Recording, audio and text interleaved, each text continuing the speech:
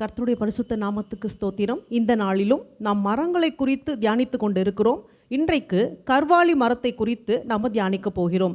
அதற்கு முன்பதாக கடந்த வாரங்களில் நாம் கொப்பேர் மரம் மற்றும் மாறா மரத்தை குறித்து தியானித்தோம். கொப்பேர் மரம், அதை கொண்டு நோவா பேழையை செய்தார். அது ரட்சிப்பின் பேழைக்கு உதாரணமாக இருக்கிறது. அந்த கொப்பேர் மரம் இயேசு கிறிஸ்துவினுடைய சரீரம். அந்த சரீரம் உள்ளும் புறம்புமாக இரத்தத்தினாலே பூசப்பட்டு இருக்கிறது. அந்த கொப்பேர் மரமாகிய இயேசு கிறிஸ்துவின் சரீரத்தினால மீட்கப்பட்ட இன்றைக்கு இருக்கிற இந்த சபை அந்த ரட்சிப்பின் பேழைக்கு உதாரணமாக இருக்கிறது. அந்த பேழைக்குள்ளாக பிரவேசித்த எல்லாரும் பாதுகாக்கப்பட்டது போல இன்றைக்கு கிறிஸ்துவின் சரீரத்தினால இரத்தத்தினால உண்டாக்கப்பட்ட சபைக்குள்ளாக கடந்து வருகிற ஒவ்வொருவரும் பாதுகாக்கப்படுகிறார்கள். அங்கே அவர்கள் மறுரூபத்தின் அனுபவத்தை பெற்றுக்கொள்கிறார்கள். இதற்கு ஒப்புமையாக தான் அந்த கொப்பேர் மரம் இருக்குதுன்றதை நம்ம பார்த்தோம். அதே போல் மாறா மரம், மாறா அப்படின்னாலே கசப்பு அப்படின்னு சொல்லி அர்த்தம். அந்த மாறா மரம் வந்துட்டு இலைகள், கனிகள், அதனுடைய வேர்கள், கிளைகள் எல்லாமே கசப்பு தன்மை வாய்ந்ததாக இருக்கும். அதை நம்ம போன வாரங்களில் தியானித்தோம்.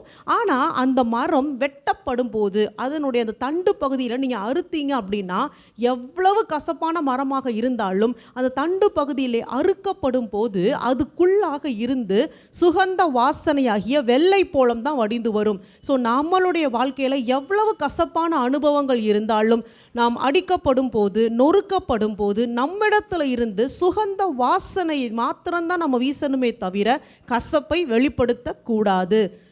இதுதான் இந்த ரெண்டு மரங்களும் நமக்கு உணர்த்தின காரியமாக இருக்கிறது. இன்றைக்கு நாம் கர்வாலி மரத்தை குறித்து பார்க்க போகிறோம். கர்வாலி மரம் அப்படின்னா ஆங்கிலத்தில் ஓக் ட்ரீ அப்படின்னு சொல்லியிருப்பாங்க.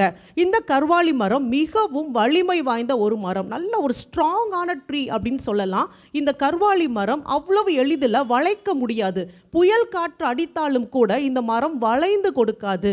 அதே போல் இந்த கர்வாலி மரம் நல்ல ஒரு கொடையை போல, ஒரு அம்பரலா விரிச்சிங்கன்னா எப்படி இருக்கும், ஒரு கொடையை விரிச்சிங்கன்னா எப்படி இருக்குமோ அதே போல் அது ஒரு குடையை போல அமைந்திருப்பதை நம்மளால் பார்க்க முடியும்.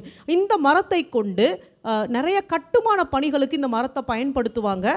வீடுகளில் இருக்க கதவுகளுக்கு கூட இது நல்ல உறுதியான ஒரு மரம்னு சொல்லி அவங்க பயன்படுத்துவாங்க. இன்னும் சொல்ல போனால் கப்பல் செய்கிறதுல கூட, இந்த போட்டெல்லாம் செய்யும்போது கூட இந்த மரத்தை அவர்கள் பயன்படுத்தி செய்வார்கள். ஸோ அவ்வளோ ஒரு ஸ்ட்ராங்கான மரம்.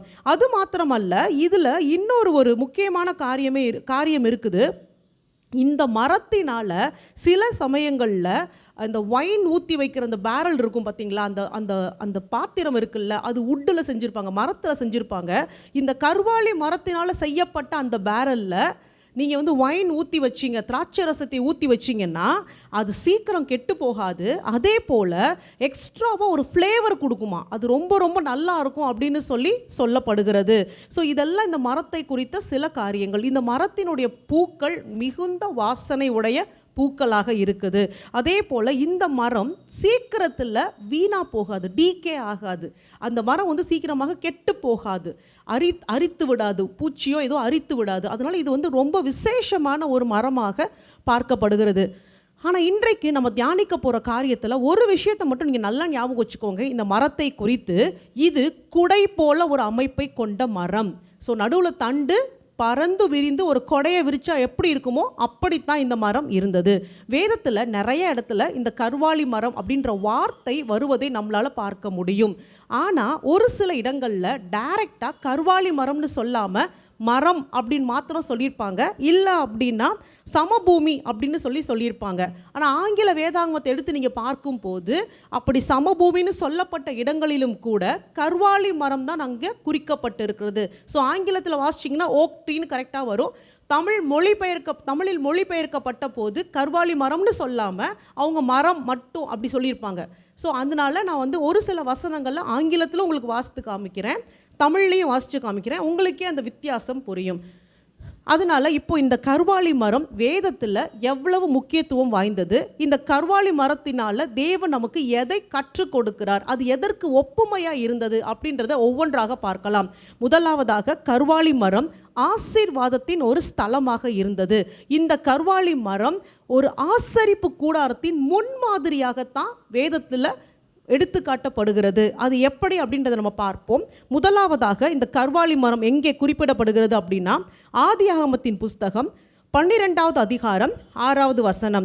ஆதியாகமம் 12:6. ஆபிராம் அந்த தேசத்தில் சுற்றித் திரிந்து சீகேம் என்னும் இடத்துக்கு சமீபமான மோரே என்னும் சமபூமி மட்டும் வந்தான். ஸோ இங்கே ஆபிராம் என்ன பண்ணுறாரு, அவருடைய சொந்த தேசத்தை விட்டு தேவனுடைய அழைப்பின் பேரில் அவர் பிரயாணப்பட்டு வராரு. பிரயாணப்பட்டு வரும்போது அவர் சீகேம் என்கிற இடத்துக்கு வராரு. அங்கே மோரே என்னும் சமபூமி மட்டும் வந்தான் அப்படின்னு சொல்லி இங்கே சொல்லியிருக்காங்க. அதை ஆங்கிலத்தில் நீங்கள் வாசித்து பார்த்தீங்க அப்படின்னா, Abraham passed through the land as far as the site of Shechem to the oak of Moreh. Now the Canaanite was then in the land. அதாவது ஆங்கிலத்தில் தெளிவாக கொடுத்துருக்குது, சீகேமில் இருக்கிற மோரே அப்படின்ற ஸ்தலத்தில் இருக்கிற கர்வாலி மரம் மட்டும் அவன் வந்து அந்த கர்வாலி மரத்திற்கு பக்கத்தில் தன்னுடைய கூடாரத்தை போட்டு ஆபிராம் அங்கே வசித்தார் அப்படின்னு சொல்லப்பட்டு இருக்குது. அப்போ இந்த இடத்துல என்ன சம்பவித்தது? அப்படி ஆபிராம் அந்த சீகேம் ஊரில் மோரேன்ற இடத்துல இருக்கிற கர்வாலி மரத்தின் பக்கத்தில் கூடாரம் போட்டு வாழ்ந்த நாட்களில் அங்கே கர்த்தர் ஆபிராமுக்கு தரிசனமானார். அதை வாசிப்போம், தொடர்ந்து வாசித்தோம் அப்படின்னா, கர்த்தர் ஆபிராமுக்கு தரிசனமாகி உன் சந்ததிக்கு இந்த தேசத்தை கொடுப்பேன் என்றார். அப்பொழுது அவன் தனக்கு தரிசனமான கர்த்தருக்கு அங்கே ஒரு பலிபீடத்தை கட்டினான். எங்கே கட்டுறான்? அந்த கர்வாலி மரத்திற்கு கீழாக ஆபிராம் ஒரு பலிபீடத்தை கட்டி தேவனை தொழுது கொள்ளுகிறார். இது எங்கே இருக்குது? சீகேம் அப்படின்ற ஊரில் இருக்குது. ஸோ சீகேம் அப்படின்ற ஊரில் ஒரு கர்வாலி மரம், அந்த கர்வாலி மரத்துக்கு பக்கத்தில் ஆபிராம் கொடி இருக்கிறாரு.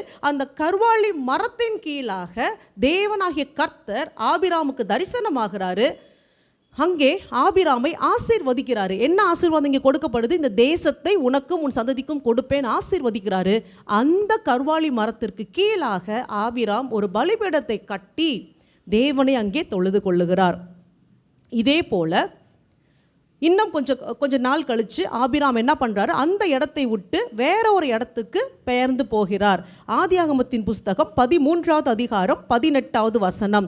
Then Abraham moved his tent and came and dwelt by the oaks of Mamre, which are in Hebron, and there he built an altar to the Lord. இதை தமிழில் வாசிக்கிறேன். அப்பொழுது ஆபிராம் கூடாரத்தை பெயர்த்து கொண்டு போய் எபிரோனில் இருக்கும் மம்ரேயின் சமபூமியில் சேர்ந்து குடியிருந்து அங்கே கர்த்தருக்கு ஒரு பலிபீடத்தை கட்டினான். மறுபடியும் இந்த 2 வசனத்தையும் நான் இங்கிலீஷ்லேயும் வாசித்தேன், உங்களுக்கு தமிழ்லேயும் சொல்லியிருக்கேன். ஸோ டிஃப்ரென்ஸ் என்ன அப்படின்னா, தமிழில் சொல்லும்போது சமபூமி, மம்ரேயின் சமபூமின்னு மட்டும்தான் சொல்லியிருக்காங்க.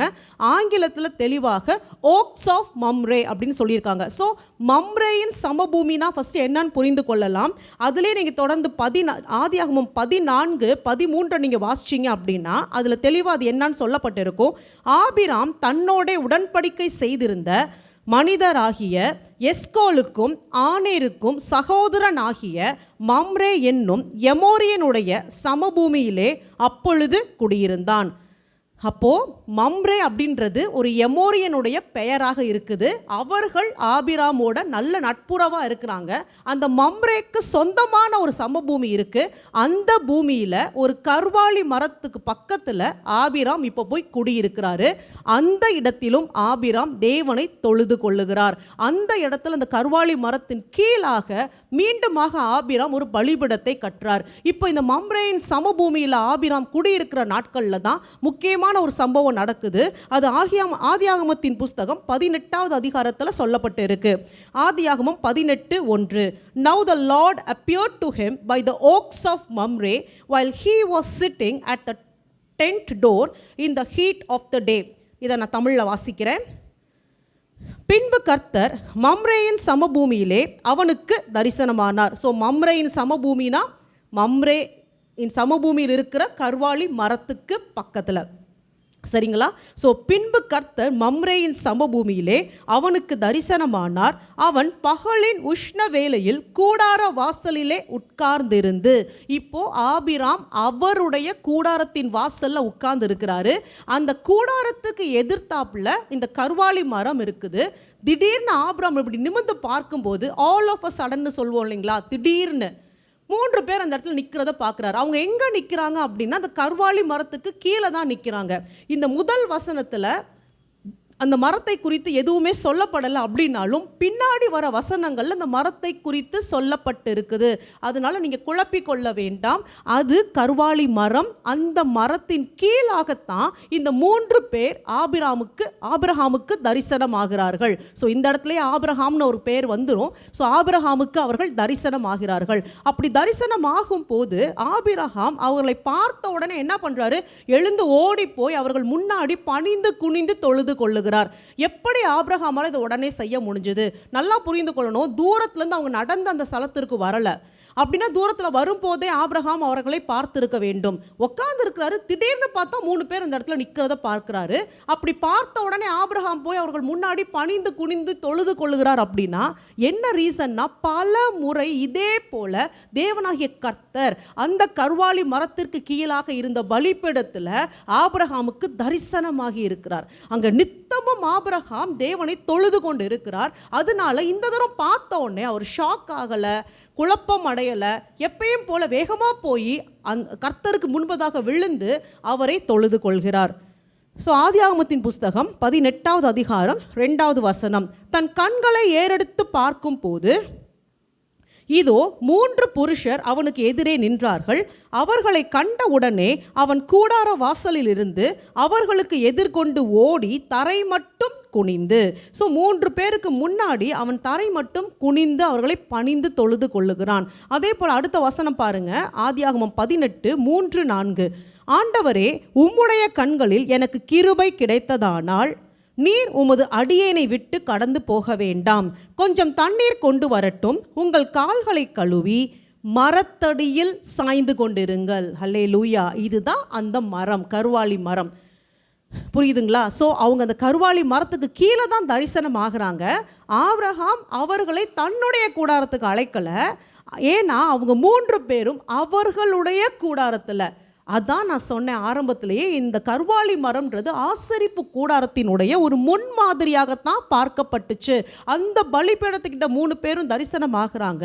இந்த இடத்துல தெளிவாக வார்த்தையும் வருது, அந்த மரத்தடியில் நீங்கள் சாய்ந்து கொண்டு இளைப்பாரி கொண்டிருங்கள், நான் போய் உங்களுக்கு தேவையான சகலவற்றையும் கொண்டு வரேன்னு சொல்லி ஆபிரகாம் சொல்றாரு.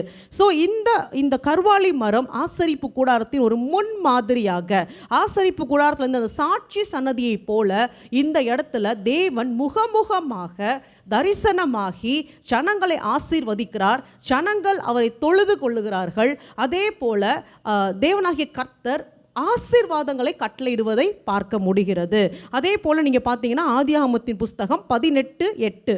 ஆபிரகாம் வெண்ணெயையும் பாலையும் சமைப்பித்த கன்றையும் எடுத்து வந்து அவர்கள் முன்பாக வைத்து அவர்கள் அருகே மரத்தடியில் நின்று கொண்டிருந்தான். அவர்கள் புசித்தார்கள். எல்லாமே இந்த கர்வாலி மரத்துக்கு கீழே தான் நடக்கிறது. மறுபடியும் நான் சொல்கிறேன், இந்த கர்வாலி மரம் அப்படின்றது அந்த நாட்கள்ல இருந்து பல இடங்களில் வேதத்தில் பார்த்தீங்கன்னா அது ஆசரிப்பு கூடாரத்துக்கு ஒப்புமையாக சொல்லப்படுகிறது. தேவன் முகமுகமாக ஜனங்களை தரிசித்த ஒரு ஸ்தலமாக இருக்குது. கர்வாலி மரம் அது ஆசீர்வதிக்கிற ஸ்தலமாக ஒரு ஆசரிப்பு கூடாரத்தை போல இருந்ததை நம்மளால பார்க்க முடிகிறது. இன்னொரு உதாரணம் சொல்றேன். ஆதியாகமத்தின் புஸ்தகம் 35வது அதிகாரம் 1-5. ஆதியாகமம் 35:1-5. இங்கே என்ன நடக்குது அப்படின்னா, யாக்கோபு தன்னுடைய குடும்பத்தோடு கூட அவர் பிரயாணப்பட்டு வரும்போது, ஏசாவெல்லாம் பார்த்து முடிச்சிட்டாரு. இப்போ ஏசாவை பார்த்து முடிக்கல, அவர் தன் குடும்பத்தோடு கூட அவர் புறப்பட்டு வராரு. லாபானை விட்டு பிரிந்து வந்துட்டு இருக்காரு. அப்போ என்ன சம்பவிக்குது அப்படின்னா, இந்த ஆதியாகமம் 35வது அதிகாரத்தில் என்ன நடக்குதுன்னா, தேவனாகிய கர்த்தர் யாக்கோபுக்கு சொல்றாரு, நீ புறப்பட்டு போய் பெத்தேலுக்கு என்னை தரிசித்துக்கொள், என்னை தொழுதுகொள் அப்படின்னு சொல்றாரு. யாக்கோபு தன் குடும்பத்தோடு கூட பெத்தேலுக்கு போய் கொண்டு இருக்கிறார். போற வழியில கர்த்தர் சொல்றாரு, நீ பெத்தேலுக்கு போறதுக்கு முன்னாடி உன்னை பரிசுத்தம் செய்து கொள்ள வேண்டும், நீ உன்னை பரிசுத்தப்படுத்திக் கொள்ள வேண்டும். அப்போ யாக்கோபு என்ன பண்றாரு, தன்னுடைய குடும்பத்தார்கிட்டையும் தன்னோடு கூட இருக்கிற ஜனங்க கிட்டையும் ஒரு குறிப்பாக ஒரு காரியத்தை சொல்கிறாரு, உங்ககிட்ட இருக்கிற விக்கிரகங்கள் எல்லாவற்றையும் என்னிடத்தில் கொடுங்க. ஸோ அந்நிய தெய்வங்கள் எதுவுமே உங்ககிட்ட இருக்கக்கூடாது. ஏன்னா ராகேல் அந்த அந்நிய தெய்வங்களை பின்பற்றினதுனால தான் மரித்து போகிற நிலைமைக்கு அவள் தள்ளப்படுறா. அவள் தன் தகப்பன் வீட்டிலிருந்து அந்த விக்கிரகங்களை சுரூபங்களை திருடி கொண்டு வந்தா. அது யாக்கோபுக்கு தெரியவே இல்லை. ஆனால் அதை மறைத்து வைத்து கொண்டே இருந்தா. மறுபடியும் ஒரு யாக்கோபு சொல்கிறார், யார்கிட்டலாம் விக்கிரகம் இருக்கோ கொடுத்துருங்கன்னும் போது அவரோடு கூட இருந்த பலரும் தங்களுடைய விக்கிரகங்களை கொண்டு வந்து கொடுக்குறாங்க. ராகேல் அங்கே கொடுக்கவே இல்லை. ராகேல் கொடுக்கவே இல்லை.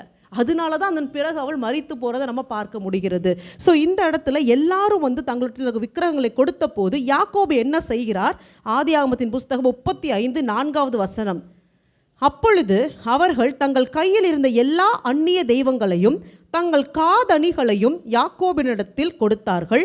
யாக்கோபு அவைகளை சீகேம் ஊர் அருகே இருந்த ஒரு கர்வாலி மரத்தின் கீழே புதைத்து போட்டான். ஹல்லேலூயா.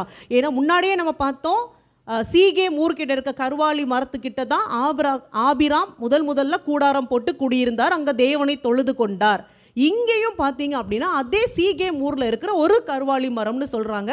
இது ரெண்டும் ஒரே மரமாக இருக்கலாம், இல்லை வெவ்வேறு மரங்களாக கூட இருக்கலாம். ஆனால் அந்த கர்வாலி மரத்தை பர்டிகுலராக இவங்க எல்லாருமே தெரிந்து கொள்கிறார்கள். யாக்கோபு ஆபிரகாம் கிட்டேருந்து கேட்டு கற்றுக்கொண்டதன் பிரகாரமாக கர்வாலி மரத்தின் கீழாக அந்த விக்கிரகங்கள் எல்லாத்தையும் அவர் போட்டு புதைக்கிறார்.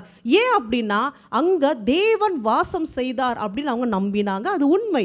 அந்த இடத்துல தேவன் தொழுது கொள்ளப்பட்டார். ஸோ தேவனுடைய பலிபீடம் இருந்த இடத்துல அந்நிய விக்கிரகங்களை போட்டு புதைத்ததன் மூலமாக அவைகள் எல்லாமே கர்த்தருடைய கால்களுக்கு கீழாக நசுக்கப்பட்டது அப்படின்னு சொல்லி ஒரு அடையாளமாக அது செய்யப்பட்டது.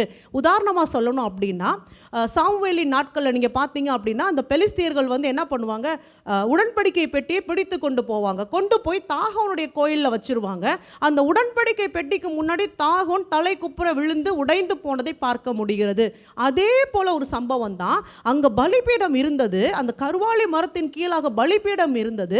அந்த பலிபீடத்தின் கீழாக குழி தோண்டி இந்த விக்கிரகங்களை புதைத்ததன் மூலமாக அவைகள் கர்த்தருடைய கால்களுக்கு கீழாக நசுக்கப்பட்டதை உறுதிப்படுத்துகிறதுக்காக இதை செய்யப்பட்டது. இன்னொரு உதாரணம் சொல்கிறேன். யோசுவாவின் புஸ்தகம் 24 21-27. யோசுவா 24 21-27. ஜனங்கள் யோசுவாவை நோக்கி, அப்படி அல்ல, நாங்கள் கர்த்தரையே சேவிப்போம் என்றார்கள். 26 பார்த்தீங்கன்னா, இந்த வார்த்தைகளை யோசுவா தேவனுடைய நியாயப்பிரமாண புஸ்தகத்தில் எழுதி ஒரு பெரிய கல்லை எடுத்து அதை அங்கே கர்த்தருடைய பரிசுத்த ஸ்தலத்தில் அருகில் இருந்த கர்வாலி மரத்தின் கீழ் நாட்டி. ஸோ எங்கே வைக்கிறாரு? கர்த்தருடைய பரிசுத்த ஸ்தலத்தின் அருகில் இருந்த கர்வாலி மரத்தின் கீழ் நாட்டி. ஸோ தொடர்ச்சியாக நீங்கள் பார்த்தீங்கன்னா அந்த கர்வாலி மரத்துக்கு பக்கத்தில் அந்த மரத்துக்கு கீழே தான் அவங்க பலிபீடங்களை கட்டி தேவனை தொழுது கொண்டார்கள். ஹல்லேலூயா. அப்போ இந்த இடத்துல அதே சம்பவம் நடக்குது. இவர்களும் இதை செய்யும் போது சீகேம் ஊர் பக்கத்தில் தான் அவங்க இருந்திருக்கிறாங்க. எல்லாம் இன் அண்ட் அரௌண்ட் அந்த ஏரியாவில் தான் சம்பவிக்குது. அதான் நான் மறுபடியும் சொல்கிறேன், அது ஒரே மரம். எனக்கு அப்படி சொல்ல முடியல. ஆனால் எனக்கு மனசில் என்ன தோணுச்சு அப்படின்னா அது ஒரே மரமாகத்தான் இருந்திருக்கணும். அப்படி இல்லை அப்படின்னாலும் கூட கர்வாலி மரங்களை அவர்கள் குறிப்பாக இதற்காக தெரிந்து கொண்டார்கள்.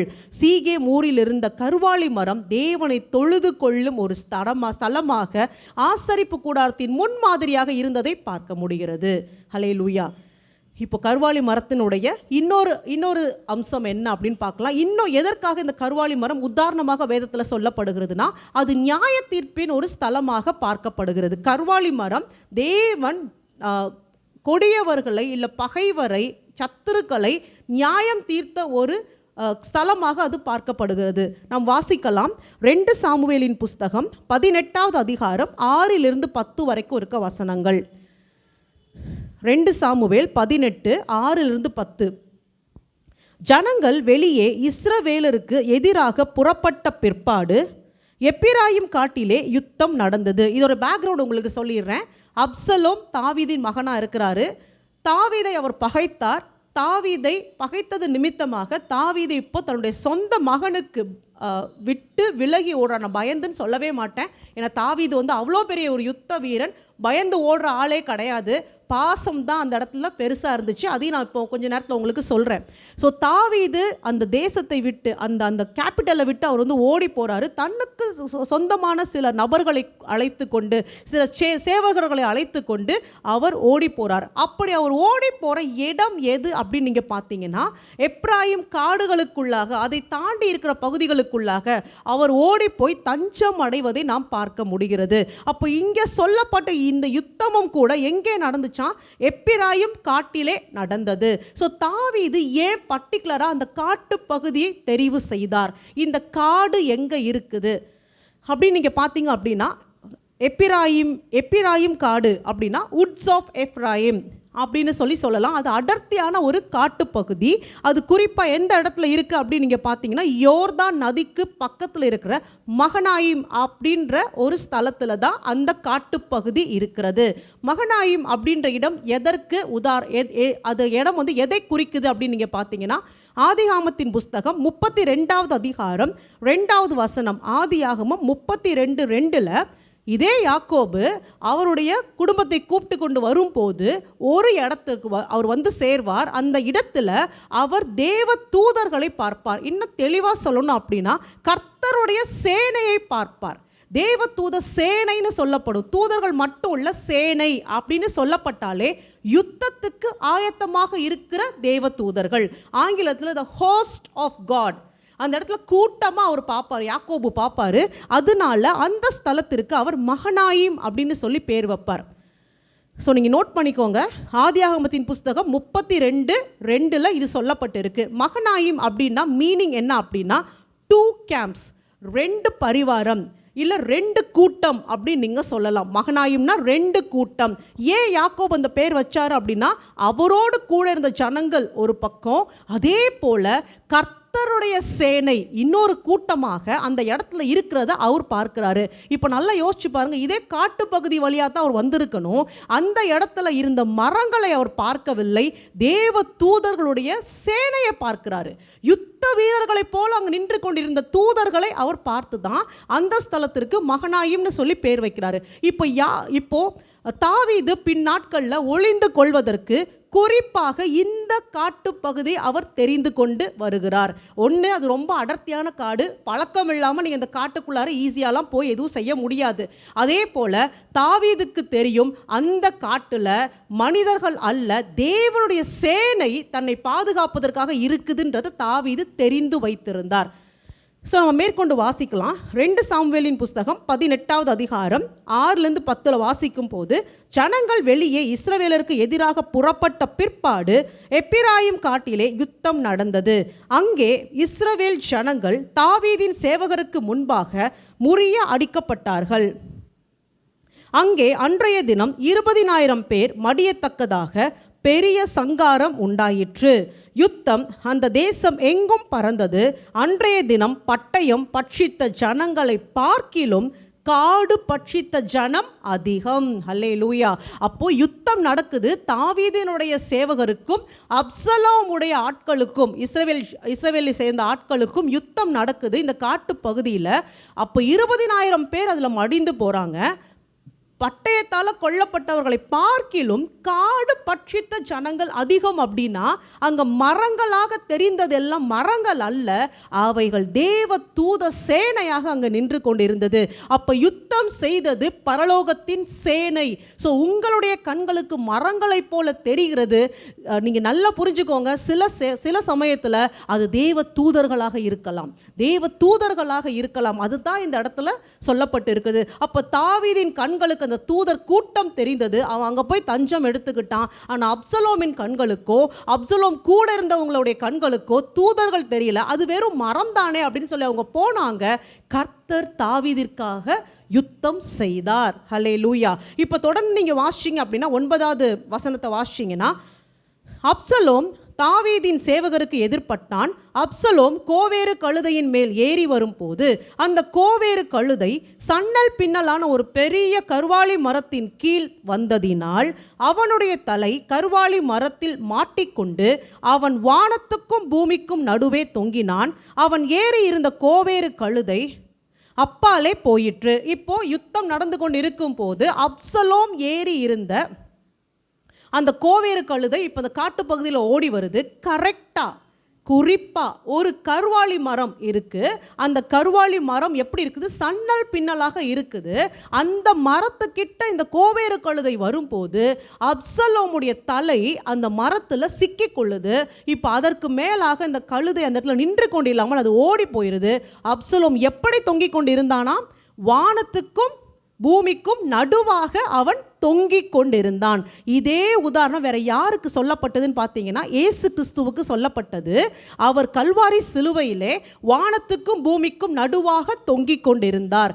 இது எதை குறிக்குதுன்னா, அப்சலோம் இயேசு கிறிஸ்துவை போல் நல்லவன் அப்படி சொல்லலை. எதை குறிக்குது அப்படின்னு நீங்கள் பார்த்தீங்கன்னா, இயேசு கிறிஸ்து வானத்துக்கும் பூமிக்கும் நடுவாக கல்வாரி சிலுவையிலே தொங்கினது அவர் பரலோகத்தில் இருக்கிறவங்களுடைய ஒத்தாசையும் இல்லாமல், பூமியில் இருக்கவங்களுடைய ஒத்தாசையும் இல்லாமல் நிற்கதியாக யாருமே இல்லாத ஒருத்தராக அந்த இடத்துல பரிதபிக்கப்படத்தக்க நிலைமையில் அவர் தொங்கிக் கொண்டிருந்தார் கல்வாரி சிலுவையில்.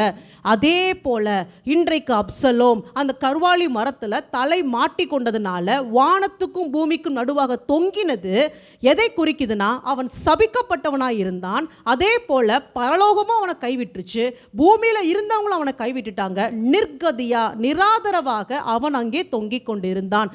இதுதான் கர்த்தருடைய நியாய தீர்ப்பை குறிக்கிற காரியமாக இருக்குது.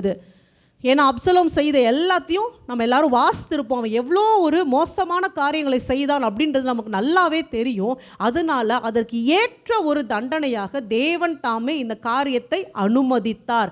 அதுவும் பர்டிகுலராக அவ்வளோ பெரிய காட்டில் அந்த ஒரு கருவாளி மரத்தில் அவன் தொங்கிக் கொண்டிருந்தான். அதே போல் அதன் பின்னாடி நீங்கள் வாசித்து பார்த்தீங்க அப்படின்னா, தாவீது இந்த மக்கள் யுத்தத்துக்கு போகிறதுக்கு முன்னாடியே சொல்லியிருப்பார், தன்னுடைய ஆள்கள் கிட்ட சொல்லியிருப்பார், நீங்கள் என் பிள்ளைய கடினமாக நடத்திடாதீங்க. ஏன்னா பிள்ளை பாசம். அதான் நான் சொன்னேன் ஆரம்பத்திலேயே, அவர் பயந்து ஓடினார் அப்படின்றத விட பிள்ளையோட மேலே இந்த பாசத்தினால தான். ஒன்றும் எய்த்துக்க முடியல, பிள்ளையை எய்த்து எதுவும் செய்ய முடியல, அவர் அந்த ஸ்தலத்தை விட்டு போனதை நம்ம பார்க்க முடிகிறது. ஸோ இங்கேயும் அப்படி தான் சொல்லி அனுப்புவார். அதனால தாவீதோட சேவகர் சொல்லிடுவாங்க, நீங்கள் வராதிங்க ராஜாவே, நாங்கள் போய் யுத்தம் பண்ணுறோம். ஒருவேளை தாவீது பகை இருந்திருந்தாருன்னா தன் மகனை காப்பாற்றி இருப்பார். அதனால தான் சேவகர்கள் முன்னாடியே அதை சொல்லிட்டாங்க. அதே போல் அந்த சேவகர்கள் அதை பார்த்த உடனே அவனை கொலை செய்கிறார்கள். ஸோ அந்த தீமையை வாஞ்சித்தவன், தீமையான காரியத்தை செய்தவனை தேவன் சரியாக அந்த கருவாளி மரத்தடியில் வைத்து அவர் நியாயம் தீர்த்ததை நம்மால் பார்க்க முடிகிறது. அப்போ தேவனுடைய ஆலயத்துக்குள்ளாக ஒரு ஒரு ஒரு தீமையை செய்துவிட்டு, பாவத்தை செய்துவிட்டு துணிகரமாக உள்ள வந்தால் இதே போன்ற ஒரு தண்டனையை தான் தேவன் தருகிறதாக நம்ம உணர்ந்து கொள்ளலாம். அடுத்து கருவாளி மரம் அப்படின்னு நீங்கள் பார்த்தீங்க அப்படின்னா, இட் டினோட்ஸ் டிவைன் பிளெஸ்ஸிங். கருவாளி மரம்ன்றது டிவைன் பிளெஸ்ஸிங், அதை குறிக்கும். பரலோகத்தின் ஆசீர்வாதத்தை குறிக்கிற ஒரு இடமாக இந்த கருவாளி மரம் இருந்ததை பார்க்க முடிகிறது. எங்கே அப்படின்னா, 1 சாமுவேலின் புஸ்தகம் 10வது அதிகாரம் 1-6 வரைக்கும் இருக்கிற வசனங்கள். 1 சாமுவேல் 10 1-6 வரைக்கும் இருக்க வசனங்கள். அப்பொழுது சாமுவேல் தைல குப்பியை எடுத்து அவன் தலையின் மேல் வார்த்து அவனை முத்தம் செய்து, கர்த்தர் உன்னை தன் சுதந்திரத்தின் மேல் அபிஷேகம் பண்ணினார் அல்லவா. யாருக்கு சொல்லப்படுது? சாமுவேல் சவுலை ராஜாவாக அபிஷேகம் பண்ணுறாரு.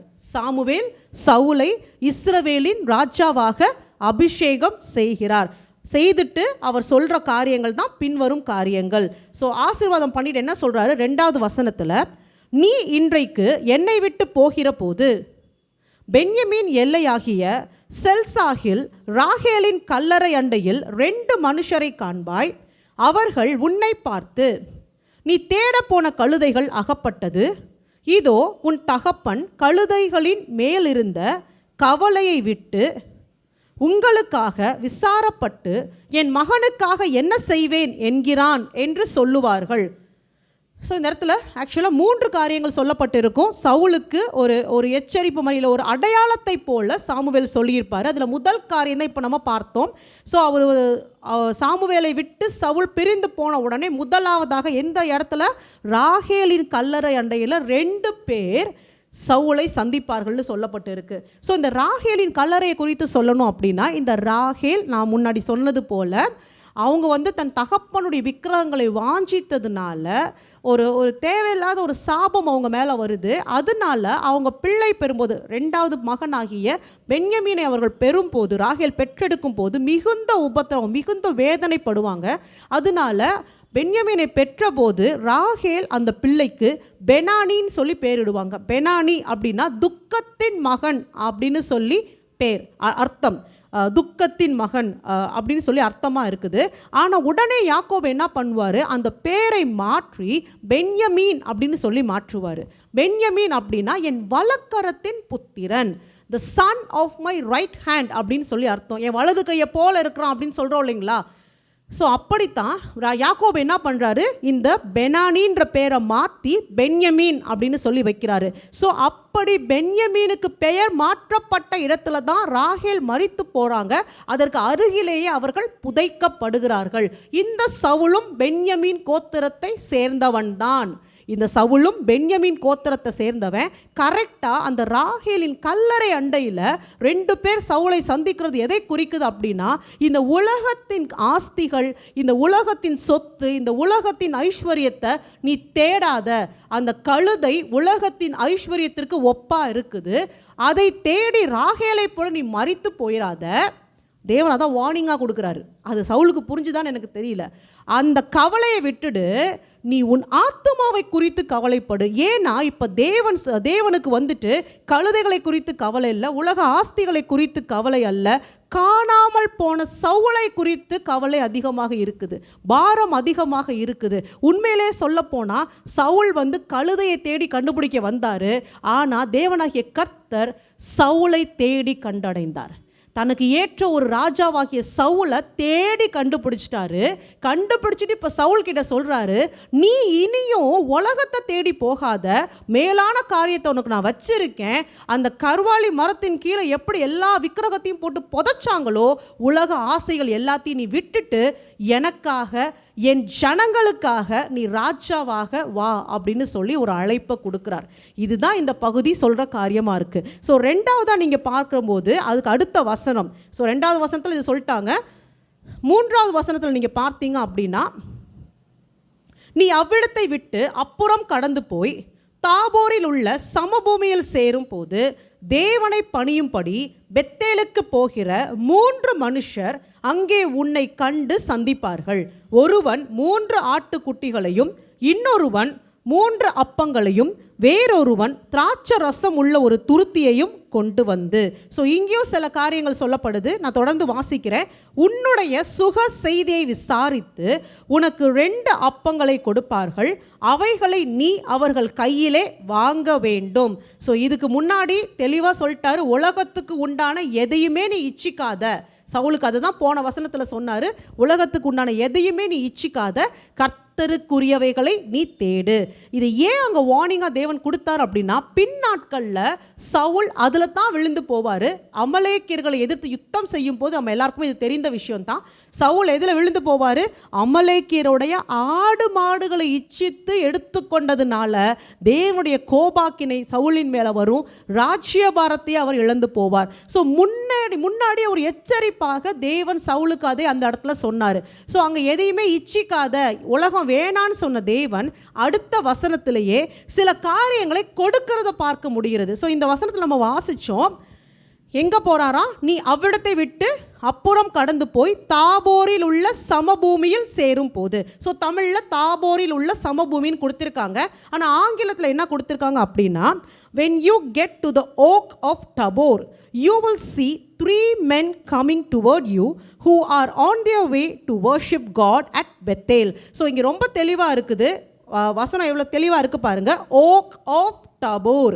ஸோ அங்கே தாபோரில் உள்ள சமபூமி, இந்த இடத்துல தாபோரில் உள்ள சமபூமியில் இருந்த கர்வாலி மரத்துக்கிட்ட, அந்த கர்வாலி மரத்துக்கிட்ட யார் சந்திப்பாங்களாம், 3 மனுஷர் அந்த இடத்துல சவுலை சந்திப்பார்கள்னு சொல்லப்பட்டிருக்காங்க. ஸோ இந்த 3 மனிதர்கள் என்னெல்லாம் கொண்டு வந்தாங்க குவிக்காக பார்க்கலாம். அந்த 3 மனிதர்கள் சவுலை சந்தித்து, ஒருத்தங்கிட்ட 3 ஆட்டுக்குட்டிகள் இருந்தது, இன்னொருத்தங்கிட்ட 3 அப்பங்கள் இருந்தது, இன்னொருத்தன் ஒரு துருத்தி திராட்சை ரசத்தை வைத்திருந்தான். இதெல்லாம் எதற்கு அடையாளமாக இருக்குது? கரெக்டாக பார்த்தீங்கன்னா அந்த கருவாலி மரத்துக்கிட்ட தான் இந்த சம்பவமும் நடக்குது. அதுவும் பெத்தேலுக்கு போகிற வழியில் தான் இருக்குது. எல்லாமே ஒன்றோடு ஒன்று தொடர்புடையவைகள். நாம் அதை கொஞ்சம் புரிந்து கொள்ள வேண்டும். நான் மறுபடியும் சொல்வேன், அதே கர்வாலி மரமா அப்படின்னு என்னால் சொல்ல முடியாது. பட் ஐ பிலீவ் அதே கர்வாலி மரமாகத்தான் இருந்திருக்க வேண்டும். பெத்தேலுக்கு போகிற வழியில் இருக்கிற கர்வாலி மரம். ஸோ அந்த இடத்துல மறுபடியும் ஒரு சம்பவம் நடக்குது பாருங்க. இந்த 3 பேர் சவுலை சந்திக்கிறார்கள்.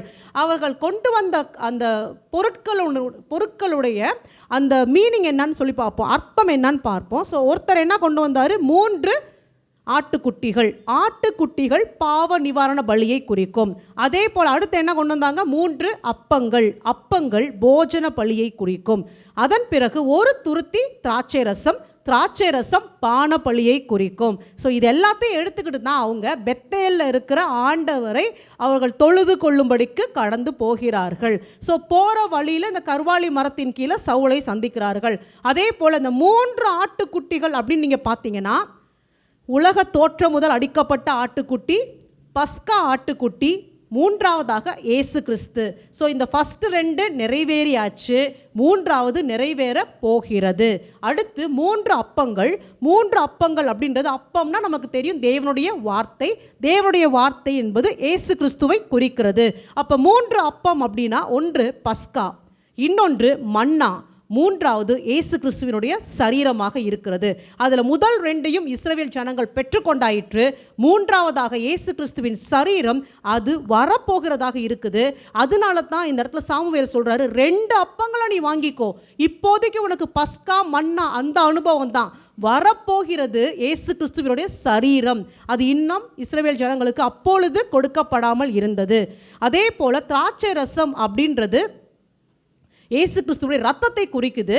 அது புதிய உடன்படிக்கையின் அடையாளமாக இருக்குது. ஸோ ராஜாவாக அபிஷேகம் பண்ணப்படுகிற சவுலோடு கூட தேவன் உடன்படிக்கை செய்கிறத இந்த இடத்துல நம்ம பார்க்க முடிகிறது. அதே போல் இந்த 2 அப்பம் அப்படின்றது அந்த 2 பஸ்கா மன்னா அதை மாத்திரம் குறிக்கலை, முக்கியமான வேற ஒரு காரியத்தையும் குறிக்கிறது. 2 அப்பம் என்பது இயேசு கிறிஸ்து நமக்கு கொடுத்த பிரதான 2 கற்பனைகள். 10 கட்டளையை 2 கட்டளையில் உள்ளடக்கணும் அப்படின்னா 2 விஷயத்தை சொல்லியிருக்காரு இயேசு கிறிஸ்து புதிய ஏற்பாட்டில். உன் தேவனாகிய கர்த்தரை உன் முழு இருதயத்தோடும் ஆத்மாவோடும் முழு பலத்தோடும் அன்பு கூற வேண்டும். அதே போல உன்னை போல உன் பிறனையும் நீ நேசிக்க வேண்டும். ஒரு ராஜாவாக அங்கே அரசாட்சி செய்ய போகிற சவுல் கிட்ட தேவன் 2 பிரதான கட்டளைகளையும் கொடுக்கிறாரு. நீ தேவனை முழு இருதயத்தோடு தேடணும். அதே போல் உன்னுடைய சகோதரர்களை, இந்த தேசத்தில் இருக்கிற ஜனங்களை நீ உன்னையே நேசிக்கிறது போல நேசிக்க வேண்டும். இது இருந்தால் தான் ஒரு நல்ல ராஜாவாக நீ இருக்க முடியும்னு சொல்லி அடையாளமாக இதெல்லாம் கொடுக்கப்படுது. எங்கே கொடுக்கப்படுதுன்னு நீங்கள் பார்த்தீங்கன்னா, கர்வாலி மரத்திற்கு கீழாகத்தான் அது கொடுக்கப்படுகிறது. சரி, இது இங்கே நான் இன்னொரு விஷயம் கேட்குறேன். இதே போல் அப்பமும் திராட்சை ரசத்தையும் கொண்டு வந்து ஒரு ஆசீர்வாதத்தை கொடுத்த சம்பவம் வேதத்தில் இருக்குது. எங்கே அப்படின்னு நீங்கள் பார்த்தீங்கன்னா, ஆதியாகமத்தின் புஸ்தகத்தில் 14வது அதிகாரம், ஆதியாகமம் 14 18 20 வரைக்கும் நீங்கள் வாசித்து பார்த்தீங்க அப்படின்னா, அங்கே மெல்கிசேதேக்கு ஆபிராமுக்கு எதிர்பட்டு வந்து அவனை ஆசீர்வதிப்பார். ஆசீர்வதிக்கும் போது இதே போல அப்பமும் திராட்சை ரசத்தையும் கொண்டு வந்து கொடுத்து ஆசீர்வதிப்பார். அந்த இடத்துல ஆபிராம் என்ன பண்ணியிருப்பார், அந்த ராஜாக்களோடலாம் யுத்தம் செய்து ஜெயிச்சுட்டு வந்திருப்பார். ஸோ உன்னதமான தேவனுடைய ஆசீர்வாதம் ஆபிராமுக்கு மேலே இறங்கி வரும். அதே போல தான் இங்கே சவுல் ராஜாவாக பதவி ஏற்பதற்கு முன்பதாக தேவன் ஒரு உடன்படிக்கை செய்கிறாரு. அப்பவும் திராட்சரசமும் கொடுக்குறாரு.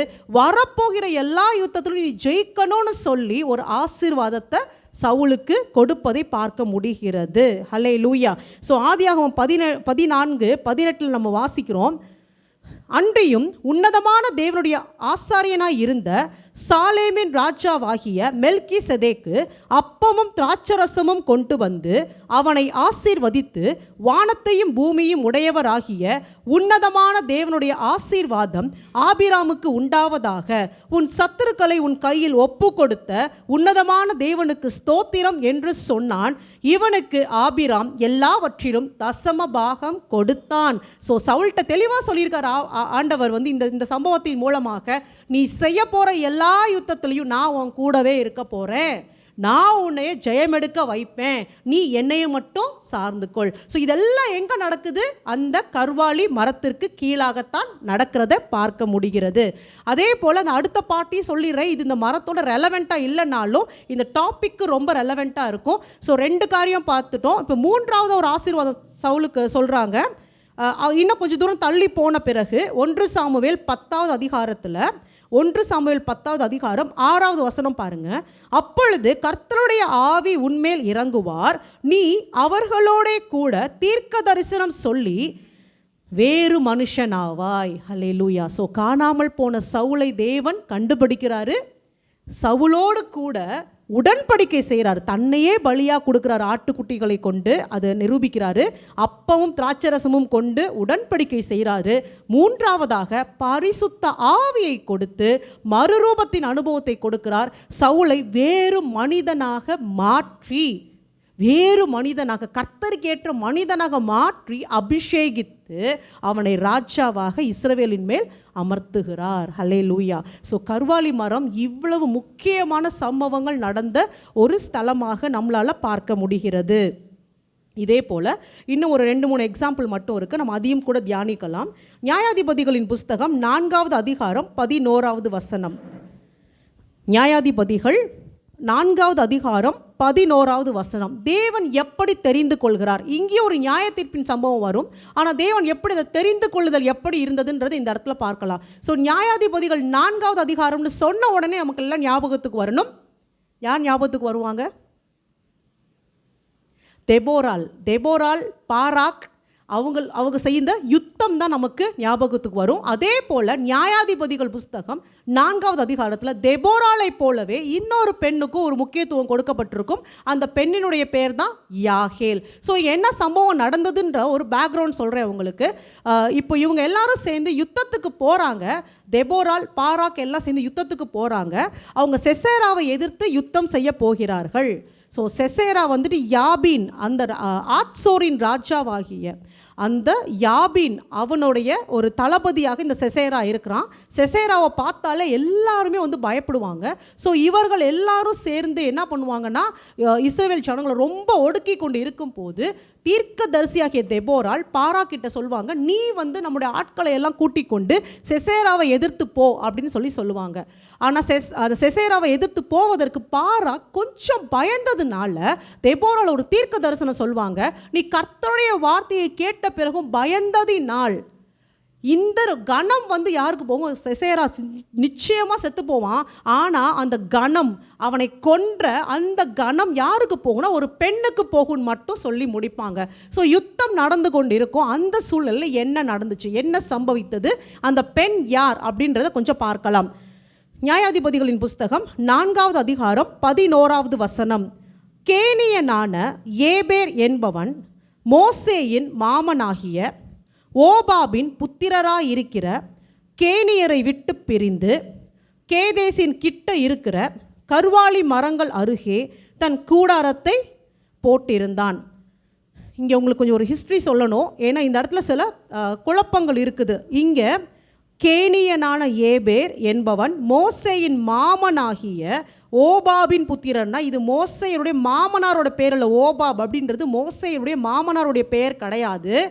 மோசேயுடைய மாமனாகிய எத்திரோவினுடைய மகன் தான் இந்த ஓபாபா இருந்தார். ஓபாப் அப்படின்றது மோசேயின் மாமனுடைய மகனுடைய பேர். சொல்லப்போனால் மோசேக்கு மச்சான் முறை வேணும், அவருடைய மனைவியினுடைய தம்பி முறை வேணும், அவர் தான் இந்த ஓபாப். ஸோ அந்த ஒரு சின்ன கன்ஃபியூஷன் வரும், என்னடா அங்கே வந்து எத்திரோன்னு சொல்கிறாங்க, இங்கே வந்து ஓபாப்னு சொல்லியிருக்காங்க அப்படின்னா, இங்கே மோசேயினுடைய மாமன் கிடையாது. ஓபாப் வந்து மோசேயின் மாமனுடைய மகனை குறிக்கிறது.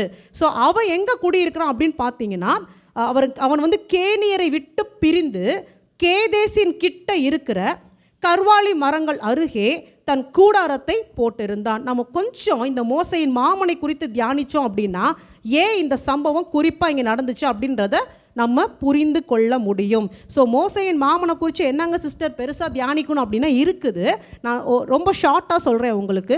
யாத்ராகமத்தின் புஸ்தகம் 2வது அதிகாரம் 8வது வசனத்தில் வாசித்து பார்க்கும்போது, யாத்ராகமம் 2:8 அதில் வாசித்து பார்க்கும்போது, அவர்கள் தங்கள் தகப்பனாகிய ரெகுவேலிடத்தில் வந்தபோது, இது மோசையோட கதை, கொஞ்சம் கவனிச்சுக்கோங்க.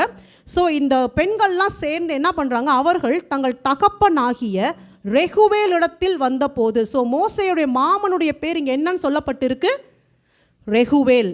ரெகு அப்படின்னா ஃப்ரெண்டுன்னு அர்த்தம், ஸ்நேகிதன் அப்படின்னு அர்த்தம். ஏல் அப்படின்னா தேவன் அர்த்தம். ஸோ ரெகுவேல் அப்படின்னா தேவனுடைய ஸ்நேகிதன் அப்படின்னு சொல்லப்பட்டிருக்கு. ஸோ மோசையின் மாமன் யாராக இருந்தார், தேவனுடைய சிநேகிதன் என்று அழைக்கப்பட்டார். இது காரண பெயர். உதாரணமாக சொல்லலாம், பாஸ்டர்னு சொல்கிறோம். அவங்க பாஸ்டர்னா அவங்களுக்கு ஒரு பேர் இருக்கும், பட் அந்த அவங்களுடைய ஸ்தானத்தை குறிப்பதற்காக பொதுவாக பாஸ்டர்னு சொல்கிறோம். டீச்சர்னு சொன்னோம் அப்படின்னா அவங்க பேர் டீச்சர் கிடையாது, அவங்களுக்கு ஒரு பேர் இருக்கும், பட் அவங்களோட ப்ரொஃபஷனை வச்சு அவங்களுக்கு ஒரு பேர் சொல்லி கூப்பிடுறோம் இல்லையா. அதே போல் தேவனுடைய நண்பன் அப்படின்றது வந்துட்டு அவருடைய காரண பெயராக இங்கே சொல்லப்பட்டிருக்கு. அவருடைய ஆக்சுவலான நேம் என்னன்னு பார்த்தீங்கன்னா எத்திரோ. அதை தான் வந்து யாத்ராகமத்தின் புஸ்தகம் 3வது அதிகாரம் 1வது வசனம் 21வது வசனத்துலலாம் நீங்கள் பார்த்தீங்கன்னா, மோசே மீதியான் தேசத்து ஆசாரியனாய் இருந்த தன் மாமனாகிய எத்திரோவின் ஆடுகளை மேய்த்து வந்தான். ஸோ அவருடைய ஆக்சுவல் பேர் என்ன, எத்திரோ. காரண பெயர் என்ன, ரெகுவேல். ரெகுவேலுக்கு மீனிங் என்ன, தேவனுடைய நண்பன். எத்திரோவுக்கு மீனிங் பார்த்தீங்க அப்படின்னா, எத்திரோ அப்படின்றது, எத்திரோ, ரெகுவேல், எத்திரோ, அந்த 2 பேருமே வந்து மோசையினுடைய மாமனுக்கு கொடுக்கப்பட்டது. அவருடைய மகள் தான் சிப்போராள். இப்போது எத்திரோன்ற பேர், சிப்போராள்ன்ற பேரெல்லாம் எபிரேய பெயர்கள். ஆனால் இவர்கள் இருந்தது மீதியான் தேசத்தில். இவங்க மீதியான் தேசத்தில் இருக்கும்போது எபிரேயர்கள்லாம் எங்கே இருந்தாங்க, எகிப்தில் இருந்தாங்க. அங்கேருந்து தான் மோசையே ஓடி வராரு. ஸோ இதை எங்கே கொண்டு வந்து லிங்க் பண்ணுறாங்க அப்படின்னா, இவர்கள் மீதியான் தேசத்தில் இருந்தாலும் இவர்கள் மீதியானியர்களைப் போல விக்கிரகங்களை வணங்கின ஜனங்களாக இருந்திருக்க வாய்ப்பில்லை. அதைத்தான் சொல்கிறாங்க. ஸோ மீதியான் தேசத்து ஆசாரியன் அப்படின்னா விக்கிரகத்தை வணங்கினான்னு கிடையாது. ஒருத்த விக்கிரகத்தை வணங்கிட்டு சீனாய் மலை பக்கத்தில் இருக்க முடியாது. சீனாய் மலை தேவனுடைய பர்வதமாக இருந்தது. அந்த ஒரு மனுஷனுக்கு தேவனுடைய நண்பன், சிநேகிதன்ற பேரை கொடுக்க வாய்ப்பில்லை. எத்திரோன்றதோடைய ஆக்சுவல் நேம். இந்த யாத்ராகமத்தை எழுதினது மோசே கிட்ட தேவன் குறிப்பாக ரெகுவேல்னு மென்ஷன் பண்ண சொல்லியிருக்கார் அப்படின்னா அது கர்த்தர் அனுமதித்து வந்த பெயராக தான் இருக்க வேண்டும். ஸோ இவர்கள் யாரோட ஐக்கியப்பட்டு இருக்கிறாங்க, யெகோவா தேவனோடு ஐக்கியப்பட்டிருக்காங்க. உதாரணம் சொல்லணும் அப்படின்னா, யோபுவின் நாட்களில் யோபு எபிரேயன் கிடையாது, ஆனால் அவர் யெகோவா தேவனை தொழுது கொண்டார். பலிபீடம் கட்டினதுலேருந்து பலி செலுத்தினதுலேருந்து தேவனுக்கு உண்மையாக இருந்தார். அதே போல் தான் நீங்கள் மெல்கிசேதேக் பார்த்தீங்கன்னா, அவர் எபிரேயன் கிடையாது, அவர்கள் வேறு இடத்துல வாழ்ந்தாங்க, ஆனால் அவர்களும் யெகோவா தேவனைத்தான் தொழுது கொண்டார்கள். அப்படி அங்கங்கே சில குரூப்ஸ் இருந்தாங்க, அவங்க வந்து எபிரேயர்கள் இல்லை தான், ஆனாலும் அவர்கள் யெகோவா தேவனை தொழுது கொண்டு தான் வந்தார்கள். இன்னொரு உதாரணம் சொல்லணும் அப்படின்னா, இதே மோசையினுடைய மாமன் என்ன பண்ணுவார், மோசையை வந்து இஸ்ரவேல் ஜனங்கள் எல்லாம் மோசையை கூட்டிகிட்டு வரும்போது ஒரு இடத்துல சந்தித்து கொஞ்சம் ஆலோசனையெல்லாம் சொல்லுவார் மோசே கிட்ட. சொன்ன பிறகு என்ன பண்ணுவார், அந்த இடத்துல ஒரு பலிபீடத்தை கட்டி பலி செலுத்துவார், சர்வாங்க தகன பலியெல்லாம் செலுத்துவார். இப்போ மீதியான் தேசத்து ஆசாரியன் இந்த முறைமைகளை ஃபாலோ பண்ணுறது வாய்ப்பே கிடையாது. ஸோ அதுலேருந்து நம்ம புரிந்து கொள்ளலாம், இவர் மீதியான் தேசத்து ஆசாரியனாக இருந்தாலும் தேவனோடு, நம்முடைய தேவனோடு தொடர்பில் இருந்தவர், அந்த தேவனை ஆராதித்தவர். அவர்களுடைய பேரெல்லாம் பார்த்தீங்கன்னா எபிரேய பெயர்களாக இருந்தது. ஸோ ரெகுவேல்னா தேவனுடைய நண்பன் அப்படின்னு சொல்கிறாங்க. எத்திரோ அப்படின்னா உயர்த்தப்பட்டவர் அப்படின்றது தான் மீனிங். சிப்போராள் அப்படின்னா ஒளின்னு நினைக்கிறேன், அதுதான் அவங்களுடைய அந்த பேருடைய அர்த்தமாக இருக்குது. ஸோ இது எல்லாமே நீங்கள் பார்த்தீங்கன்னா எபிரேய பெயர்கள் தான். ஸோ இந்த பேக்ரவுண்டில் இருந்து வந்தவர் தான் இங்கே சொல்லப்படுற இந்த ஓபாப். அவர் யார், இந்த எத்திரோவினுடைய மகன். ஸோ எத்திரோவினுடைய மகன் தான் இந்த ஓபாபாக இருக்கிறாரு. ஸோ இந்த ஓபாப் வந்துட்டு எங்கே குடியிருக்கிறார் இந்த நியாயாதிபதிகள் புஸ்தகத்தில் அப்படின்னு பார்த்தீங்கன்னா, அவர் வந்து தன்னுடைய கூடாரத்தை தனியாக பெயர்த்து கொண்டு வந்து கேதேசின் கிட்ட இருக்கிற கர்வாலி மரங்கள் அருகே தன் கூடாரத்தை போட்டிருந்தான். ஸோ ஒரு சின்ன லிங்க் நீங்கள் பண்ணி பார்த்தீங்கன்னா, அந்த கர்வாலி மரத்தின் கீழே இந்த ஓபாப் தேவனை தொழுது கொண்டிருக்க வாய்ப்பு இருக்குதா இல்லையா? ஸோ அந்த சாய்ஸை நான் உங்ககிட்டயே கொடுக்குறேன், நீங்கள் இதை தியானித்து பாருங்கள். ஸோ இப்படி ஒரு பேக்ரவுண்ட்லேருந்து வரும்போது இதற்கான வாய்ப்புகள் அதிகமாக இருக்குது. அதனால தான் இன்னும் பர்டிகுலராக அந்த குடும்பத்தை தேவன் தெரிந்து கொண்டார். யார்? இந்த யாகேலுடைய குடும்பத்தை தேவன் தெரிந்து கொள்கிறார். ஸோ மீதி சம்பவத்தை நம்ம வாசிப்போம். இப்போ சிசேராவுக்கும் இந்த தெபோரால் பாராக்குக்கும் யுத்தம் நடக்குது. யுத்தத்தில் தேவன் சொன்னது போல சிசேரா தோர்த்து போகிறான். நியாயாதிபதிகள் 4வது அதிகாரம் 17வது வசனம். சிசேரா கால்நடையாய் கேனியனான ஏபேரின் மனைவி யாகேலுடைய கூடாரத்திற்கு ஓடி வந்தான். அப்பொழுது யாபீன் என்னும் ஆத்சோரின் ராஜாவுக்கும் கேனியனான ஏபேரின் வீட்டுக்கும் சமாதானம் உண்டாயிருந்தது. அப்போ இந்த எதிரியாக சொல்லப்படுகிற சிசேரா, அந்த யாபீன், இவங்களுக்கும் இந்த பர்டிகுலர் குடும்பம், இந்த கேனியனான ஏபேர் அவனுடைய மனைவி யாகேல், இவங்களுடைய குடும்பத்துக்கும் நல்ல ஒரு நட்புறவு இருந்தது. அப்படி நட்புறவாக இருக்கும்போது நம்பி இந்த சிசேரா யுத்தத்தில் தோர்த்து போய் இவங்களுடைய கூடாரத்துக்கு ஓடி வரான். அப்போது அந்த கணவன் அங்கே இல்லை, அவன் மனைவியாகிய யாகேல் மட்டும்தான் இருக்காங்க. அவங்க என்ன பண்ணுறாங்க, அவனை உள்ள அழைத்து படுக்க வச்சு புளித்த பாலை கொடுத்து அவன் மயக்க நிலைமையில் இருக்கும் போது ஒரு கூடார ஆணியை எடுத்து அவன் தலையில் அடிக்கிறாங்க. அது அவன் தலையில் உருவ குத்தி பூமி வரைக்கும் அந்த மண்ணோடு அவனை அடித்து போடுறத நம்மளால் பார்க்க முடியுது. அவன் மடிந்து போகிறான். ஒரு பெண்ணால் எப்படி இதை திடீர்னு செய்ய முடியும்? கொஞ்சம் யோசிச்சு பாருங்களேன். நம்ம எல்லாரும் வீட்டில் இருக்கோம், திடீர்னு ஒருத்தன் வரான் அப்படின்னா எப்படி இது தோணுச்சு அவங்களுக்கு? நட்புறவாக இருக்க ஒருத்தனை கொலை செய்யணும்னு எப்படி அவர்களுக்கு தோணுச்சு? அதை நம்ம யோசிச்சு பார்க்கணும். அது பரிசுத்த ஆவியானுடைய செயல்பாடை அன்றி வேறு ஒன்றுமே கிடையாது. பலனை கொடுத்தது பரிசுத்த ஆவியானவர், ஐடியாவை கொடுத்தது பரிசுத்த ஆவியானவர், செயல்பட வைத்தது பரிசுத்த ஆவியானவர். இது எல்லாமே நடந்தது எங்க அப்படின்னு பார்த்தீங்கன்னா அந்த கர்வாலி மரங்கள் அருகாக இருந்த கூடாரத்தில் நடந்தது.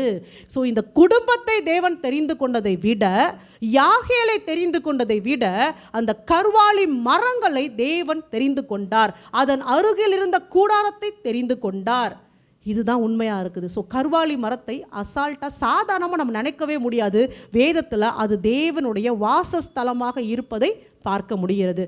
இன்னும் ஒரே ஒரு உதாரணத்தை சொல்லி நான் இந்த செய்தியை முடிக்கிறேன். நியாயாதிபதிகளின் புஸ்தகம் 6வது அதிகாரம். இது நம்ம எல்லாருக்குமே பரிச்சயமான ஒரு பகுதி. நியாயாதிபதிகள் 6:11. இது கிதியோனுடைய அழைப்பை குறிக்கிற ஒரு காரியமாக இருக்குது. அதற்கு பின்பு கர்த்தருடைய தூதனானவர் வந்து அபியேஸ்ரியனான யோவாசின் ஊராகிய ஓப்ராவில் இருக்கும் ஒரு கர்வாலி மரத்தின் கீழ் உட்கார்ந்தார். அப்பொழுது அவனுடைய குமாரன் கிதியோன் கோதுமையை மீதியானியரின் கைக்கு தப்புவிக்கிறதற்காக ஆலைக்கு சமீபமாய் அதை போரடித்தான். ஸோ பேக்ரவுண்ட் சொல்லிடுறேன். மீதியானியர்கள் இப்போ இஸ்ரவேல் ஜனங்களை ஒடுக்கி கொண்டு இருக்கிறாங்க. இஸ்ரவேல் ஜனங்கள் தேவனை நோக்கி முறையிடுறாங்க. ஏன் ஒடுக்குறாங்க? இஸ்ரவேல் ஜனங்கள் தேவனை விட்டு பாகாலை பின்பற்றி போனதுனால தேவன் அவர்களை மீதியானியின் கைக்கு ஒப்பு கொடுத்தார். ஸோ இப்படிப்பட்ட ஒரு சூழ்நிலையில் கிதியோன் என்ன பண்ணுறார் அப்படின்னா, ஒரு கர்வாலி மரத்துக்கு பக்கத்தில் ஒரு ஆலைக்கு பக்கமாக கோதுமையை போரடித்து கொண்டு இருக்கிறார். அப்போது கர்த்தருடைய தூதனானவர், பழைய ஏற்பாட்டில் கர்த்தருடைய தூதனானவர் அப்படின்னு சொல்கிற எல்லா இடத்துலையும் அது கர்த்தரை குறிக்கும். தூதன் அப்படின்னு சொன்னால் அது ஏஞ்சல்ஸாக இருக்கலாம். பட் கர்த்தருடைய தூதனானவன் இல்லை, தூதனானவர் அப்படின்னு சொல்லும் போது அது இயேசு கிறிஸ்துவை குறிக்கிறதாக இருக்குது. அப்போ கர்த்தர் என்ன பண்ணுறாரு, இங்கே கிதியோனுக்கு தரிசனமாகிறார். எங்கே தரிசனமாகிறார்? ஒரு கர்வாலி மரத்தின் கீழாக அவர் தரிசனமாகிறார். ஹல்லேலூயா. அப்போ இந்த இடத்துல என்ன சம்பவிக்கிறது? தொடர்ந்து 12வது வசனம் பார்த்தீங்கன்னா, கர்த்தருடைய தூதனானவர் அவனுக்கு தரிசனமாகி, பராக்கிரமசாலியே, கர்த்தர் உன்னோடு இருக்கிறார் என்றார். ஸோ அந்த மரத்துக்கு கீழே தேவன் இப்போ கிதியோனோடு கூட பேசுகிறத பார்க்க முடியுது. என்ன சொல்லி வாழ்த்துறாரு? பராக்கிரமசாலியே, கர்த்தர் உன்னோடு இருக்கிறார். அதன் பின் இருக்கிற வசனத்தை நீங்கள் வாசிச்சிங்கன்னா கிதியோன் நிறைய கேள்வி கேட்பார். தேவர் என்னோடு கூட இருந்தால் நாங்கள் ஏன் ஆண்டவர் இவ்வளோ கஷ்டப்படுறோம்? தேவர் எங்களை மறந்துட்டாரு. அவர் எங்களோடு இருந்தால் எங்களுக்கே இந்த உபத்திரவம், ஏன் எங்கள் சத்துருக்கள் எங்களை இவ்வளவு ஒடுக்குறாங்க அப்படின்னு நிறைய கேள்வி கேட்பார். ரீசன் என்ன அப்படின்னா, இதே கர்வாலி மரத்துக்கு கீழாக ஒரு காலத்தில் இந்த கிதியோனுடைய குடும்பத்தார் தேவனை வழிபட்டு வந்தார்கள். அந்த பலிப்பீடம் அங்கே இருக்கும். ஆனால் அதை மறந்து விட்டு அதே மரத்துக்கு பக்கத்தில் அவங்க பாகாலுக்கு பலிபீடத்தை கட்டி சேவித்ததுனால, பாகாலை பணிந்து கொள்ள ஆரம்பித்ததுனால, இது கிதியோன் குடும்பம் மட்டும் இல்லை, இஸ்ரவேல் மொத்தமும் பாகாலை பின்பற்றி போனதுனால, கர்த்தருடைய பலிபீடம் மறக்கப்பட்டு போனதுனால அவர்கள் மீதியானின் கைக்கு ஒப்பு கொடுக்கப்பட்டார்கள் அப்படின்னு தேவன் கிதியோனுக்கு புரிய வைப்பார். ஸோ இது எல்லாத்தையும் இந்த கர்வாலி மரத்துக்கு கீழே தான் தேவன் பேசுவார். அந்த சம்பாஷணைகள் தான் அந்த அடுத்து வர வசனங்களில் நம்ம பார்க்க முடிகிறது. அதே போல நியாயாதிபதிகள் 6:19 நீங்க வாசிச்சீங்கன்னா, உடனே கிதியோன் உள்ளே போய் ஒரு வெள்ளாட்டு குட்டியையும் ஒரு மரக்கால் மாவிலே புளிப்பில்லாத அப்பங்களையும் ஆயத்தப்படுத்தி இறைச்சியை ஒரு கூடையில் வைத்து ஆணத்தை ஒரு கிண்ணத்தில் வார்த்து அதை வெளியே கர்வாலி மரத்தின் கீழ் இருக்கிற அவரிடத்தில் கொண்டு வந்து வைத்தான். ஸோ கர்வாலி மரத்துக்கு கீழ் இருக்கிற கர்த்தர்கிட்ட என்னெல்லாம் கொண்டு வந்தான்? ஒரு வெள்ளாட்டு குட்டியினுடைய இறைச்சி, புளிப்பில்லாத அப்பங்கள், அதே போல் அந்த அந்த வெள்ளாட்டை வெட்டினான் இல்லையா, அதனுடைய ஆணம், அந்த ரத்தம், இது எல்லாத்தையும் கொண்டு வந்து வைக்கிறான். இதே தான் நம்ம சவுலுக்கு சம்பவித்ததையும் பார்த்தோம். ஸோ இது இந்த பர்டிகுலராக இந்த காரியங்கள் கர்வாலி மரத்துக்கு கீழே கொண்டு வந்து பலியாக கொடுக்கப்படுது அப்படின்னா உங்களை நோக்கி ஒரு அழைப்பு வருது, தேவன் உங்களோட ஒரு உடன்படிக்கை செய்கிறாரு அப்படின்றது அர்த்தமாக இருக்குது. அங்கே சவுலோட உடன்படிக்கை செய்தார், இங்கே கிதியோனோடு கூட உடன்படிக்கை செய்வார். இதெல்லாம் கிதியோன் கொண்டு வந்து வச்ச போது என்ன நடந்துச்சு அடுத்த வசனத்தில் பார்ப்போம்.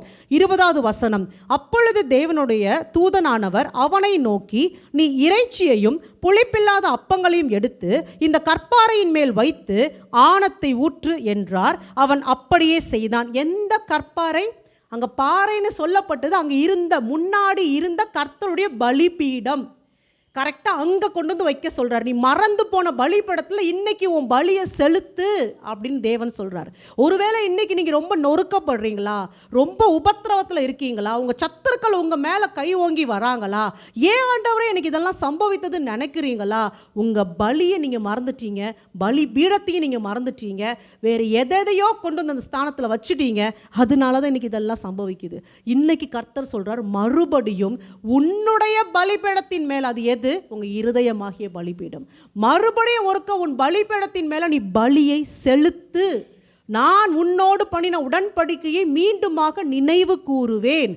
அதுதான் அதுக்கு அர்த்தமா இருக்கு. ஸோ கிதியோன் இதை கொண்டு வச்சோடனே தேவன் என்ன செய்கிறாரு?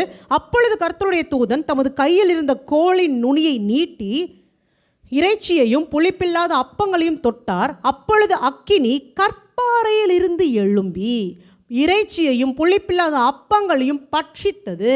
கர்த்தரின் தூதனோவென்றால் அவன் கண்களுக்கு மறைந்து போனார். அக்கினி எங்கேருந்து வந்துச்சு? வானத்திலிருந்து இறங்கி வரல, கற்பாறையிலிருந்து எழும்பி வந்தது.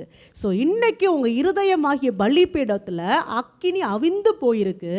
பலி செலுத்தும் போது வெளியிலிருந்து இப்போ அனாயிண்டிங் இல்லை, you are already anointed. You are already anointed. ஏற்கனவே நீங்கள் அபிஷேகம் பண்ணப்பட்டவங்க தான், மறந்துட்டீங்க.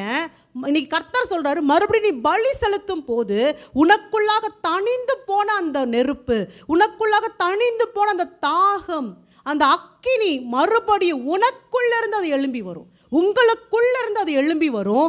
அது உங்களை உற்சாகப்படுத்தும், மறுபடியும் உங்களை வைராக்கிய வாஞ்சையோட செயல்பட வைக்கும். ஸோ வெளியே தேடி ஓடாதீங்க தயவு செய்து.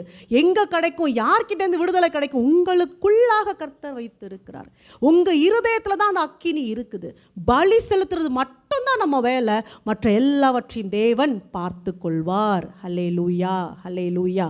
ஸோ அக்கினி கற்பாறையிலிருந்து எழும்பி வந்தது. இன்றைக்கு நான் சொல்கிறேன், இந்த தேவனுடைய கூடாரமாகிய இந்த கர்வாலி மரத்திலிருந்து, இந்த மரத்தடியிலிருந்து, இங்கே இருக்கிற பலிபீடத்தில் இருந்து கர்த்தர் நம்மோடு கூட பேசுவாராக. கர்த்தர் நம்மோடு கூட பேசுவாராக. நீ கர்த்தரை மறந்தால், பலிபீடத்தை புறக்கணித்தால் தேவன் உன்னை மறந்து போவார்.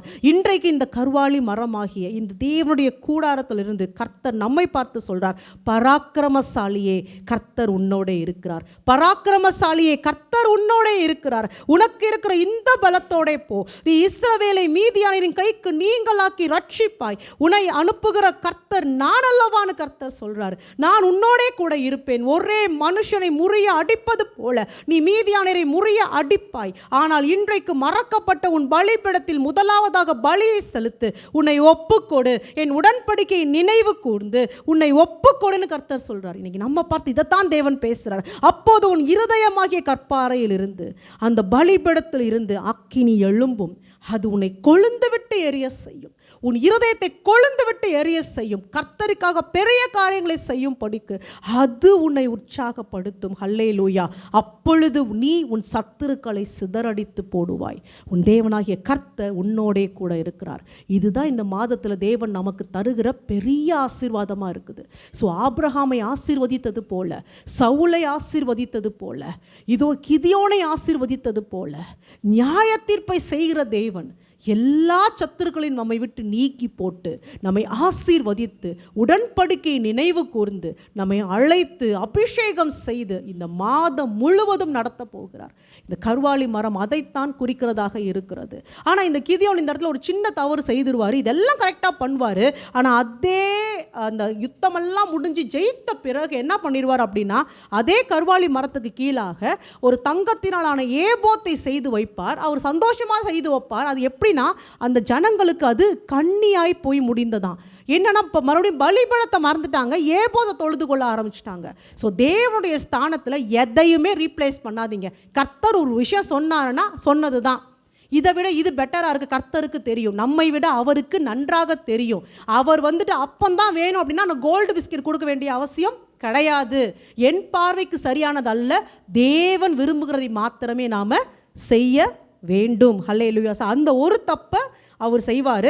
அதே போல் இந்த கர்வாலி மரம், இந்த ஓப்ராவில் இருக்கிற கர்வாலி மரத்துக்கு கீழே இன்னும் ஒரே ஒரு சின்ன சம்பவம், ஏன்னா இதோட தொடர்புடையது. இந்த கிதியோனுக்கு 70 குமாரர்கள் இருப்பாங்க. தன் மனைவிக்கு பிறந்த, கிதியோனின் மனைவிகளுக்கு பிறந்த குமாரர் 70 பேர் இருப்பாங்க. ஆனால் அந்த கிதியோனுக்கு ஒரே ஒரு மறுமனையாட்டி இருப்பா. அந்த மறுமனையாட்டிக்கு அபிமெலேக்குன்னு ஒரு பையன் இருப்பான். இப்போ அவன் என்ன பண்ணிடுவான், தன் தகப்பனுக்கு பிறகு அந்த ஆட்சி பொறுப்பு, அந்த நியாயாதிபதின்ற ஸ்தானம் தனக்கு தான் வேணும்னு சொல்லி அந்த 70 பிள்ளைகளை, கிதியோனின் மனைவிகளுக்கு பிறந்த 70 பிள்ளைகளையும் கொலை செய்துருவான். கொலை செய்துட்டு அந்த ஊர் மூப்பர்கிட்ட பேசி, நீங்கள் என்னையத்தான் அடுத்து நியாயாதிபதி அபிஷேகம் பண்ணணும்னு சொல்லும் போது அந்த மூப்பர்கள் அவனை இதே கர்வாலி மரத்துக்கு கீழாக வைத்து அபிஷேகம் செய்வார்கள். ஆனால் அங்கேயே ஒரு தீர்க்கதரிசி எழும்பி ஒரு தீர்க்க தரிசனம் சொல்லுவார், இப்போ எப்படி நீங்கள் இவனை தப்பாக அபிஷேகம் பண்ணுறீங்களோ இவனை கொண்டே தேவன் கலகத்தை கொண்டு வருவார், நியாய தீர்ப்பை கொடுப்பார். அதை நீங்கள் வீட்டில் வாசிச்சு பாருங்கள் அந்த சாப்டரை, நியாயாதிபதிகள் 8வது அதிகாரத்தை. ஸோ அதே போல் கொஞ்ச நாட்கள் கழித்து அந்த அபிமெலேக்கு 70 பேரை கொன்னுட்டு இந்த கர்வாலி மரத்துக்கு கீழே தன்னைத்தானே அபிஷேகம் பண்ணிக்கிட்டானே, அந்த அபிமெலேக்கு கொடூரமாக அவன் மடிந்து போவதை நாம் பார்க்க முடிகிறது. ஸோ மறுபடியும் நான் அதை தான் சொல்லுவேன், தேவனுடைய ஆசரிப்பு கூடாரமாக, ஒரு ஆலயமாக இந்த கர்வாலி மரம் இருந்தது. அங்கே நீங்கள் தேவனை தொழுது கொள்வதற்கு உண்மையான மனதோடு வந்தீங்கன்னா முகமுகமாய் தேவன் உங்களுக்கு தரிசனமாவார், உங்களை ஆசீர்வதிப்பார், அழைப்பை கொடுப்பார், எல்லாம் நடக்கும். ஆனால் துணிகரமாக தவறு செஞ்சுட்டாங்க நீங்கள் வந்தீங்க அப்படின்னா நியாய தீர்ப்பு நிச்சயமாக உண்டு. ஸோ அதன் பின்னாட்கள் என்ன பண்ணிட்டாங்கன்னா ஜனங்கள் அப்படியே மாற்றி, நீங்கள் நிறைய இடத்துல வேதத்தில் வாசிக்கலாம், விக்கிரகங்களை கொண்டு வந்து இதே கர்வாலி மரத்துக்கு கீழாக வைத்து அவர்கள் தொழுது கொண்டதை பார்க்க முடியுது. எப்பயுமே சொல்கிறேன், சாத்தான் தானாக எதையுமே செய்ய மாட்டான். கர்த்தருடைய, நம் தேவனுடைய டியூப்ளிகேட் தான் அவன். அவர் சத்தியம் உள்ளவர்னா இவன் பொய் சொல்வான், அவர் உண்மை உள்ளவர்னா இவன் அதுக்கு மாறாக ஏதாவது ஒரு காரியத்தை செய்வான். ஸோ தேவன் இப்போது அந்த கர்வாலி மரத்துக்கு கீழாக பலிபீடத்தை உண்டு பண்ணி அதில் தேவன் பிரியமாக இருக்கிறார் அப்படின்னா உடனே இவனை என்ன பண்ணுவான், அந்த மரத்துக்கு கீழே எனக்கும் விக்கிரகத்தை வை. இது தான் நடந்து கொண்டே இருக்கிறது. அதனால் இன்றைக்கு நாம் அதையெல்லாம் உணர்ந்து கொள்வோம். கர்வாலி மரம் அது தேவனுடைய ஆசரிப்பு கூடாரத்துக்கு உதாரணமாக இருக்குது. இதை நீங்கள் மறந்துடாதீங்க. நாம் கண்களை மூடி ஜெபிப்போம். ஸ்தோத்திரம் ஆண்டவரே, நன்றியோடு துதிக்கிறேன் அப்பா, ஸ்தோத்தரிக்கிறேன். இந்த நல்ல காலை நேரத்திற்காக உமக்கு நன்றி செலுத்துகிறோம் ராஜா. அப்பா, இந்த கர்வாலி மரத்தின் கீழிருந்து தேவரீர் எங்களை ஆசீர்வதித்த ஒவ்வொரு ஆசீர்வாதத்திற்காய் நன்றி செலுத்துகிறோம் அப்பா. துணிகர பாவத்தோடு கூட நாங்கள் இந்த சந்நிதியில் பிரவேசிக்காத படிக்கு ஜாக்கிரதையோடு பிரவேசிக்க அப்பா, எங்கள் பலிகளை உமக்கு செலுத்தும் படிக்கு எங்களுக்கு கிருபை தாங்கப்பா. இந்த மாதம் முழுவதும் கர்த்தருடைய ஆசீர்வாதம் எங்களோடு கூட இருந்து எங்களை வழி நடத்தட்டும்னு சொல்லி எங்களை உமது கரத்தில் ஒப்பு கொடுத்து ஜெபிக்கிறோம். இயேசு கிறிஸ்துவின் நாமத்தில் பிதாவே, ஆமென்.